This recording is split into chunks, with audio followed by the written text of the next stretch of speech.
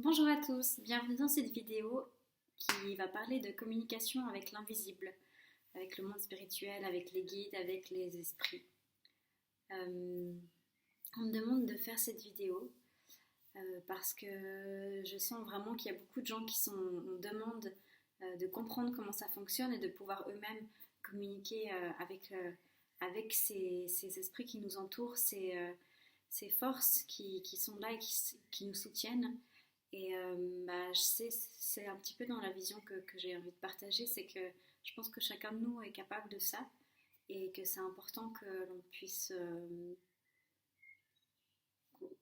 se reconnecter en fait à ces savoirs qu'on a perdus. Autrefois, il y avait énormément de gens qui étaient reliés à cette connaissance intuitive et à ces forces qu'on ne voit pas mais qui sont bien là. Et il s'agit aujourd'hui pour chacun, je pense, de vraiment faire ce travail de reconnexion au monde spirituel. Du coup, je vais juste me laisser être inspirée pour vous transmettre de la manière la plus organique possible comment ça marche. Donc on me montre mon tambour que d'ailleurs j'ai laissé là. Moi c'est vrai que c'est beaucoup par le voyage chamanique que j'ai commencé à comprendre comment je pouvais recevoir des informations pour être guidée dans ma vie. Donc le voyage chamanique, c'est vraiment une technique de mise dans un état de conscience modifié à l'aide des bâtons du tambour qui modifie les ondes cérébrales. Et en fait, dans cet état de conscience modifié, on devient, si vous voulez, plus sensible à des perceptions qui autrement passeraient un peu inaperçues quand on est dans le flot de la vie quotidienne, comme ça, on n'est pas dans cet état de réceptivité qui fait qu'on est attentif à différents aspects, différentes choses qui nous permettent de recevoir des infos. Alors, quelles sont ces différentes choses auxquelles il faut faire attention? Bien, il y a déjà, premièrement, ce qu'on ressent dans notre corps. Quand on est parfois stressé ou qu'on n'est pas très bien, on a tendance à se couper de notre corps, à être que dans le mental, puisque le mental, c'est l'ego, et c'est l'ego qui tente de contrôler notre vie quand on ne sait pas ce qui se passe, quand on n'est pas bien. Alors qu'en fait, le retour au corps, le corps, c'est une des premières informations qui nous permet d'être guidés par l'invisible. Donc quand on fait un voyage chamanique ou quand on communique de manière plus directe avec le monde spirituel, ben, on a des ressentis dans notre corps. Ça peut être des fourmillements, ça peut être tout d'un coup la chaleur, tout d'un coup le cœur qui se met à battre ou à s'ouvrir. Par exemple, quand on reconnaît une personne avec qui on a vécu une vie antérieure ou avec qui on sent qu'il y a quelque chose au niveau de l'âme, on va avoir par exemple voilà, une ouverture du cœur, une ouverture du chakra du cœur, où vraiment il y a cette expansion. Et ça, c'est une information du monde subtil de notre âme. Il y a aussi, donc ça c'est les clairs ressentis en fait. Ensuite, il y a tout ce qui est clairaudience. Donc, c'est des choses qu'on va pouvoir entendre. Donc, encore une fois, ça peut être lors d'un voyage chamanique, mais ça peut aussi être lors d'une méditation ou lors d'une balade dans la forêt, ou simplement quand on a pris l'habitude de communiquer avec le monde spirituel, on n'a plus besoin forcément de se mettre, de battre le tambour ou voilà, de faire une mise en condition, puisqu'on peut se mettre dans cet état de réceptivité directement. Et du coup, la clairaudience, c'est vraiment entendre un chant, par exemple. Ça m'arrive assez souvent quand je fais des soins. Tout d'un coup, je me souviens d'une fois où j'ai entendu les paroles d'une chanson que j'avais écrite quand j'étais plus jeune. J'avais un groupe de rock et tout. Et j'étais là, mais what? Et ben en fait, c'est vrai que ces paroles étaient étaient le message que j'avais à transmettre à la personne. Donc, ça peut être des paroles de chansons. Ça peut être aussi simplement des paroles, une phrase. Des fois, c'est très très clair. Euh, des fois, c'est simplement un mot. Et c'est pas qu'on entend, si vous voulez, comme on entendrait avec nos oreilles, c'est qu'on entend à l'intérieur de sa tête. Parce qu'en fait, il y a vraiment, si vous voulez, le monde spirituel, le monde invisible, il communique avec nous en nous envoyant des messages via des ondes qui sont ensuite décodés par notre cerveau. Et notre cerveau va décoder ces ondes avec le contenu que vous avez à disposition, avec si vous voulez, les choses avec lesquelles vous êtes à l'aise. Donc si moi, par exemple, j'adore la musique, eh ben, ils vont me faire, enfin, si vous voulez, le message vibratoire qui vient à moi, il va prendre la forme d'une musique que je connais et que j'aime. Euh, Ils peuvent aussi utiliser, par exemple, une chanson que j'aime ou qui me rappelle un souvenir, un tel souvenir, pour me faire ressentir dans mon corps une émotion et que je comprenne que le message c'est, par exemple, voilà, sens-toi détendu comme quand tu écoutais cette chanson. Ça peut être ça. Donc ça, c'est tout ce qui est clairaudience.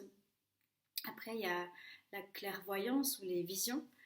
Donc ça, quand on fait des voyages chamaniques, c'est pas tout le monde en fait a ce canal-là qui est le plus développé, mais certains oui.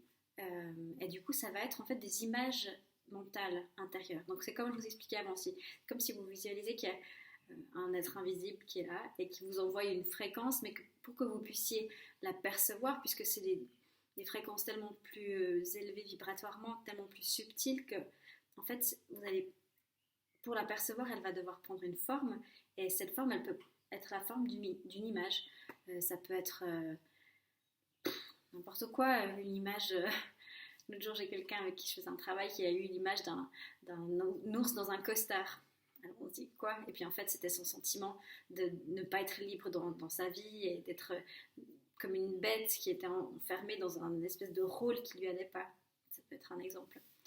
Donc c'est des images mentales qui sont comme les chansons ou les paroles ou le ressenti dans le corps, des manières de nous communiquer une info en fait. C'est vraiment fait, c'est des informations, c'est comme dans Matrix un petit peu, c'est comme si il y a des infos, des codes qui arrivent et puis notre cerveau, suivant les prédispositions qu'on a, suivant les affinités qu'on a, va nous les faire voir d'une certaine manière.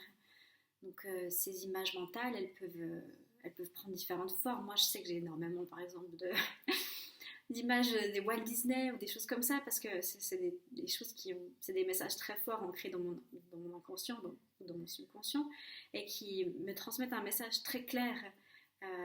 Quand je vois Simba et Nala ensemble, ben, je sais ce qu'on me dit, c'est qu'il y a une sorte de mariage et une sorte de reconnexion avec l'âme, ou bien le moment où Simba, ça me fait trop rire de partager ça, mais c'est ça que je reçois.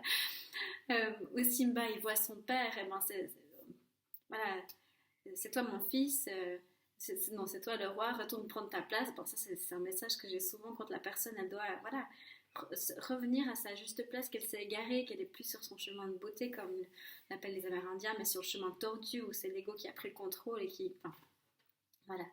Donc ça c'est pour les images mentales, ça peut être plein de choses. Euh, Ouais, et des fois, c'est très drôle, quoi. C'est vraiment. Ouais. Et en fait, il n'y a pas de jugement à avoir. Il y a certains qui verront des choses très belles, très épurées, puis d'autres qui vont voir des trucs complètement improbables. Et en fait, c'est juste notre psyché ou notre cerveau qui crée des images avec ce qu'il y a déjà dans notre imaginaire. Et du coup, c'est comme ça que ça fonctionne. Donc, qu'est-ce qu'il y a d'autre? Il y a la claire connaissance aussi. Ça, c'est assez. Enfin, en fait, c'est juste. Tout d'un coup, vous savez quelque chose. C'est une évidence. Ça tombe. C'est même pas. Il n'y a pas d'image, il n'y a pas de. Vous n'entendez rien, vous ressentez rien dans le corps. Mais c'est vraiment. Vous savez. Voilà. Il faut aller là. Parce que c'est évident. Parce que vous l'avez même pas senti nulle part. C'est juste. C'est une info qui est là. Voilà. La connaissance. Qu'est-ce qu'il y a d'autre? Ouais, je crois que c'est tout. Allô? Non, mais ben voilà, ça c'est les quatre canaux un petit peu principaux. Euh, Kinesthésique, fluide auditif, ouais. Et du coup, en fait, on peut choisir de privilégier tel ou tel canal, ben, en disant que ça tombe et qu'on reçoit ça. Mais des fois, moi je sais que je me dis tout d'un coup, parce que moi je suis très visuelle, donc je vois des choses. Des fois je me dis, mais attends, je vais me remettre dans mon corps puis sentir quelle info j'ai avec mon corps. Et là je sens des choses et je me dis, ah ouais, là, tiens, il y a le chakra du cœur qui est en fait complètement bloqué, j'arrive même pas à respirer. Enfin, quand je fais un scan pour une personne, quand je fais un diagnostic par exemple, et que je demande à avoir des infos. Donc on peut en fait, si vous voulez, apprendre à développer plus ou moins certains canaux. Et puis après, on a des canaux préférentiels si on a plus développé certaines habilités. Mais voilà, en fait, c'est ça les différentes manières de communiquer avec le monde spirituel. Voilà, c'est tout ce que je reçois, donc c'est fini. Je vous remercie d'avoir regardé cette vidéo. N'hésitez pas si vous avez des questions. Il y aura sûrement d'autres vidéos qui suivront, mais pour aujourd'hui, c'est ça que je devais vous transmettre. Voilà. Allez, merci et à bientôt pour une autre vidéo. Au revoir.